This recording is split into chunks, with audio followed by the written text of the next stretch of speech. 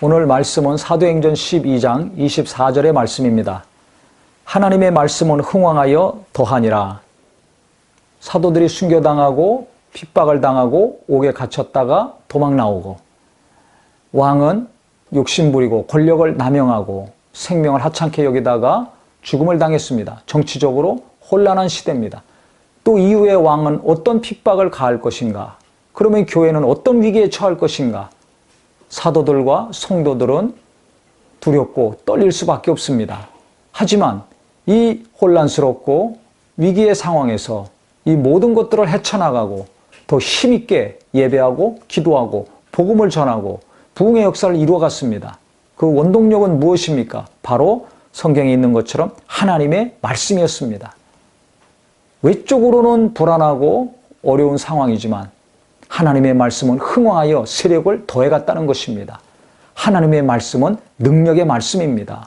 소망과 생명의 말씀입니다. 하나님의 말씀은 살았고 운동력이 있다고 히브리서 4장 12절에 말씀하고 있지 않습니까?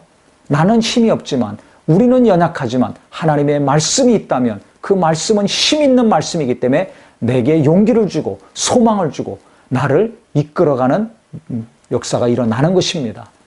이 초대 예루살렘 교회와 유대와 사마리아 지역에 있던 이 모든 교회들이 어떻게 힘있게 계속 역사할 수 있었던가? 그것은 말씀에 사로잡혔기 때문에 그렇습니다. 성령의 능력과 도우심으로 이 하나님의 말씀에 사로잡혀서 그 말씀이 흥왕했을 때 교회도 흥왕하고 부흥하고 계속 발전했다는 것입니다. 이 어렵고 힘든 정치적으로, 경제적으로, 사회적으로, 교육적으로 어려운 세상에서 나는 어떤 힘으로 살아야 될 것인가? 돈의 힘이 아니라, 어떤 세상의 능력이 아니라 바로 하나님의 말씀의 힘으로 사는 우리 모두가 되기를 바랍니다. 사람이 떡으로만 살 것이 아니라 하나님 입에서 나오는 모든 말씀으로 살라고 예수님은 그래서 우리에게 명령하셨습니다. 오늘도 말씀으로 위로받고 내일도 말씀에 붙들리고 일평생 이 말씀에 매여서 우리가 산다면 이 말씀이 나를 흥왕하게 하시고 나를 힘있게 하시고 나를 도와주실 것입니다.